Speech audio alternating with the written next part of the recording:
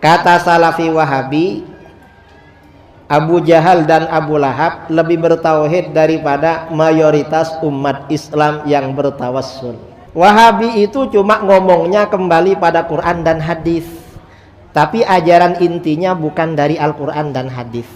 Dari siapa? Dari Abu Jahal dan Abu Lahab. Kalau tauhid asma wa sifat, sumbernya itu dari Fir'aun dan dari Yahudi. Astagfirullah ya. Jadi sumbernya itu kalau tauhid asma wa sifat itu dari Fir'aun dan Yahudi. Bismillahirrahmanirrahim. Assalamualaikum warahmatullahi wabarakatuh. Alhamdulillah wassalatu wassalamu ala Rasulillah. Allahumma sholli ala Muhammad wa ala ali Muhammad. Alhamdulillah kita bertemu kembali di channel Cahaya Hidayah. Jadi teman-teman yang dimuliakan oleh Allah SWT, di video kali ini saya akan menampilkan video dari Kiai Idrus Ramli yang mengatakan bahwa tauhid yang dibawa oleh Salafi Wahabi ini diambil dari tauhid Abu Jahal dan Abu Lahab. Kata Kiai Idrus Ramli, semestinya Kiai Idrus Ramli ini hanya memutar bahasa ya, akan tetapi yang disampaikan oleh ustadz-ustadz Salafi itu tentang tauhid rububiyah, yaitu seperti Abu Jahal dan Abu Lahab itu adalah kaum musyrik Mekah dahulu ya, karena mereka itu juga mengakui bahwa Allah itu maha pemberi rezeki, Allah itu maha pencipta, dan Allah itu menghidupkan dan mematikan. Mereka percaya, akan tetapi di samping itu mereka itu menyembah berhala. Itulah kesalahan kaum musyrik yang ada di Mekah dahulu seperti Abu Jahal dan Abu Lahab. Ucapan Kiai Idrus Ramli yang mengatakan bahwa Wahabi Salafi ini ya, itu telah mensyirikkan kaum muslimin yang ada di zaman sekarang. Dan tauhid yang dibawa oleh Wahabi katanya ya, ini adalah tauhidnya Abu Jahal dan Abu Lahab. Kenapa bisa ya dakwah Salafi ini ya tauhidnya diambil oleh Abu Jahal dan Abu Lahab? Ini Kiai Idrus Ramli hanya memutar-mutar bahasa ya. Nah teman-teman semuanya, lebih lengkapnya saya akan tampilkan videonya ya, yaitu video dari Kiai Idrus Ramli. Mari kita simak videonya. Apa ajaran Salafi Wahabi? Kata Salafi Wahabi, Abu Jahal dan Abu Lahab lebih bertauhid daripada mayoritas umat Islam yang bertawassul. Ini kata Wahabi. Kita ini oleh Wahabi orang yang suka peringatan Maulid, yang suka Isra Mi'raj, suka tahlil. Kata Wahabi levelnya lebih syirik daripada Abu Jahal dan Abu Lahab. Nah teman-teman semuanya, ini adalah fitnah ya. Kita tidak mensyirikkan orang yang melakukan maulid ya, tahlilan, tidak pernah mensyirikkan ya. Ini adalah fitnah. Mari kita lanjutkan. Salah ini, salah. Mengapa salah? Karena Salafi Wahabi akidahnya sumbernya dari Abu Jahal dan Abu Lahab. Kalau kita sumbernya dari Rasulullah saudara. Wahabi itu cuma ngomongnya kembali pada Quran dan hadis, tapi ajaran intinya bukan dari Al-Quran dan hadis. Dari siapa? Dari Abu Jahal dan Abu Lahab. Jadi Bapak Kiai Idrus Ramli ini pinter memutar bahasa ya. Padahal apa yang disampaikan oleh ustadz-ustadz Salafi tentang tauhid rububiyah itu bukan kita itu mensyirikkan orang-orang kaum muslimin di zaman sekarang, melainkan kita itu untuk berhati-hati ya, jangan sampai kaum muslimin itu menyekutukan Allah. Maksudnya Abu Jahal dan Abu Lahab itu mengimani Allah SWT, yaitu dalam masalah Allah itu pemberi rezeki, Allah itu sang pencipta. Akan tetapi mereka tetap musyrik karena mereka telah menyembah berhala ya. Berbeda dengan kaum muslimin yang di zaman sekarang ini ya, mereka tetap menyembah Allah ya. Jadi jangan disamakan dengan Abu Jahal dan Abu Lahab. Kalau kita lihat ya perkataan Kiai Idrus Ramli ini tidak benar, hanya memutar bahasa ya. Nah, alias menfitnah jadinya ya. Mari kita lanjutkan. Itu tauhid rububiyah uluhiyah. Kalau tauhid asma wa sifat, sumbernya itu dari Fir'aun dan dari Yahudi. Astagfirullah ya. Jadi sumbernya itu kalau tauhid asma wa sifat itu dari Fir'aun dan Yahudi. Nah, teman-teman semuanya, mari kita simak penjelasan dari Ustadz Dr. Firanda Andirja MA Hafizul Alam. Mari kita simak videonya. Makin membuktikan bahwasanya membahas tentang tauhid rububiyah, bahwasanya Tuhan itu ada, Tuhan itu mengatur alam semesta, ini penting. Kemudian juga di antara hal yang menunjukkan pentingnya kita belajar tentang tauhid rububiyah, tidaklah seorang merasa tentram dan bahagia kecuali kalau dia meyakini ada Tuhan yang mengaturnya, yang menanggung rezekinya, yang menanggung masa depannya, yang akan menolongnya jika semua pintu telah tertutup, yang tidak ada yang bisa menutup pintunya kapan kita meminta, kita silakan mengadakan kedua tangan minta kepada Tuhan tersebut. Ini menjadikan seorang tentram dalam kehidupannya. Tidaklah seorang gelisah, khawatir kehidupannya ditimpa dengan gham, walham, kegelisahan, kekhawatiran, kecuali karena imannya tentang rububiyah kurang. Ya. Kurang. Betapa banyak orang akhirnya dia mencari nafkah dengan cara yang haram. Kenapa? Keyakinannya bahwasanya Allah Maha Pemberi rezeki kurang. Ya. Kurang sehingga dia nekat menempuh jalan-jalan yang haram. Dia menyangka rezekinya cuma dari situ. Sehingga akhirnya dia terjerumus dalam keharaman. Ya. Ini menunjukkan bahwasanya pemahaman tentang rububiyah adalah sangat penting. Kalau orang yakin ada pencipta, ada Tuhan, ada pengatur, tempat diserahkan segala perkara, maka akan hidupnya akan tentram dan tenang.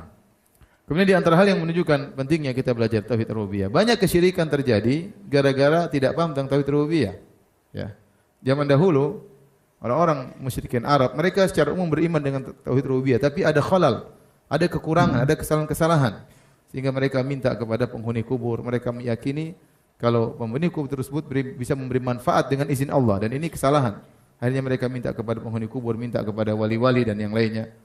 Ya, ini kesalahan dalam tauhid rububiyah, padahal dalam mengatur alam semesta Allah tidak butuh dengan bantuan sama sekali, Allah tidak butuh dengan wali-wali tersebut, tidak perlu. Allah tidak pernah memberi izin kepada mereka untuk memberi manfaat secara istiqlal, secara merdeka, secara otonomi kepada orang minta. Semua minta kepada Allah Subhanahu wa taala. Timbulnya kesyirikan ini karena kurang paham tentang tauhid rububiyah. Contoh kenapa orang-orang menyerahkan sajen kepada Nyi Roro Kidul? Karena sebagian mereka meyakini bahwasanya Nyi Roro Kidul ya punya kemampuan untuk mengatur pantai selatan. Sehingga kalau kita berikan sajen, maka pantai selatan tersebut lebih tenang atau memberi berkah dan yang lainnya. Berarti ada pemikiran pantai selatan tersebut dikuasai oleh Nyi Roro Kidul. Nyi Roro Kidul punya hak otonomi mengatur pantai selatan tersebut. Tidak benar. Ini kesyirikan dalam tauhid rububiyah mengantarkan kepada kesyirikan dalam tauhid al-uluhiyah. Akhirnya mereka menyembelih kepada selain Allah Subhanahu wa taala. Sama seperti meyakini bahwasanya gunung tertentu ada yang mengaturnya, jin yang mengaturnya. Ini semua adalah dampak dari tidak paham tentang tauhid ar-rububiyah. Ada khalal, ada kesalahan. Ada yang konslet dalam pemahaman tentang tauhid ar-rububiyah, ya. Jadi, ikhwan dan akhwat yang dirahmati oleh Allah Subhanahu wa taala, maka ini semua di antara hal-hal yang banyak sekali yang menunjukkan kita perlu untuk belajar tentang tauhid ar-rububiyah. Nah, teman-teman semuanya, itulah penjelasan dari Ustadz Dr. Firanda Andirja MA Hafizullah, yaitu tentang terkait masalah tauhid rububiyah. Yaitu tauhid rububiyah ini adalah memang benar orang-orang kaum musyrikin dulu seperti Abu Jahal dan Abu Lahab itu meyakini bahwa Allah itu Maha Pencipta, Allah itu Maha Pemberi rezeki ya. Allah itu Maha yang mengatur segalanya, yang menghidupkan dan yang mematikan. Akan tetapi ya, mereka ini kaum musyrikin Mekah dahulu, mereka itu walaupun meyakini bahwa Allah itu Maha Pemberi rezeki ya, tapi mereka menyekutukan Allah, yaitu mereka tetap menyembah berhala, dan jelas itu mereka yaitu adalah kaum musyrik ya. Berbeda di zaman sekarang ini ya, kaum muslimin sekarang ini mereka tetap meyakini bahwa Allah itu pemberi rezeki ya, sama ya, akan tetapi mereka tetap menyembah kepada Allah. Ada sebagian ya, yaitu mereka mendatangi kubur-kuburan ya, yaitu meminta kepada penghuni kubur yang seperti dijelaskan oleh Ustadz Firanda. Nah, kalau meminta kepada penghuni kubur, ini jelas syirik. Maka dari itu, teman-teman semuanya, ya, mari kita hindarkan dari perbuatan-perbuatan yang mengantarkan kepada kesyirikan, ya. Kalau ziarah kubur itu memang disunahkan oleh Nabi Shallallahu Alaihi Wasallam. Yang tidak boleh itu adalah meminta kepada penghuni kubur, ya, bahwa meyakini bahwa penghuni kubur itu bisa mendatangkan manfaat. Keyakinan tentang Allah sebagai satu-satunya pencipta, satu-satunya penguasa, satu-satunya pemberi rezeki, dan satu-satunya pengatur alam semesta adalah keyakinan yang benar dan tidak ada keraguan tentangnya. Namun perlu diketahui, ya, bahwa keyakinan seperti ini juga diakui oleh orang-orang musyrik, ya, itu ketika zaman dahulu, ya, termasuk Abu Jahal dan Abu Lahab yang notabene adalah pembesar orang musyrik. Bagaimana terdapat dalam banyak ayat dalil.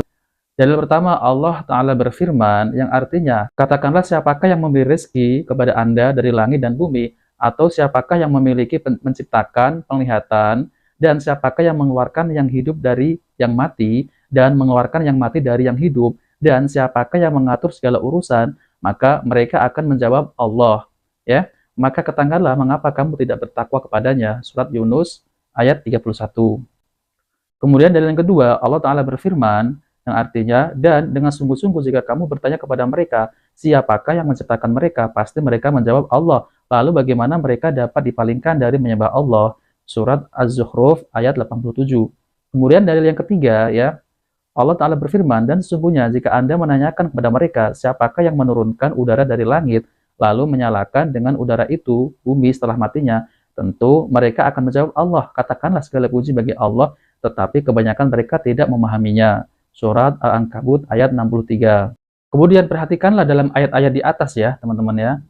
Jadi bahwasanya orang-orang musyrik itu mengenal Allah. Mereka mengakui sifat-sifat rububiyahnya, yaitu Allah adalah pencipta, Allah adalah pemberi rezeki yang menghidupkan dan mematikan, serta penguasa alam semesta. Namun pengakuan ini tidak mencukupi mereka untuk dikatakan muslim, ya, dan selamat. Kenapa? Karena mereka mengakui dan beriman pada sifat-sifat rububiyah Allah saja, namun mereka menyekutukan Allah, yaitu mereka menyembah berhala, ya, dalam masalah ibadah. Oleh karena itu Allah berfirman terhadap mereka, dan sebagian besar dari mereka tidak beriman kepada Allah, melainkan dalam keadaan mempersekutukan Allah dengan sembahan-sembahan yang lain. Surat Yusuf ayat 106. Ibnu Abbas berkata, di antara keimanan orang-orang musyrik, jika dikatakan kepada mereka, siapa yang menciptakan langit dan bumi dan gunung, mereka akan menjawab Allah, sedangkan mereka dalam keadaan melakukan syirik kepadanya, yaitu menyembah berhala. Dari ayat-ayat di atas terlihat jelas bahwa keyakinan tentang Allah sebagai pencipta, pemberi rezeki, pengatur alam semesta, yang menghidupkan dan mematikan juga merupakan keyakinan orang-orang musyrik, ya. Jadi sungguh keliru jika ada yang memahami bahwa orang musyrik tidak mengenal Allah, ya. Lantas apa yang membedakan antara akidah seorang muslim dengan akidah Abu Jahal?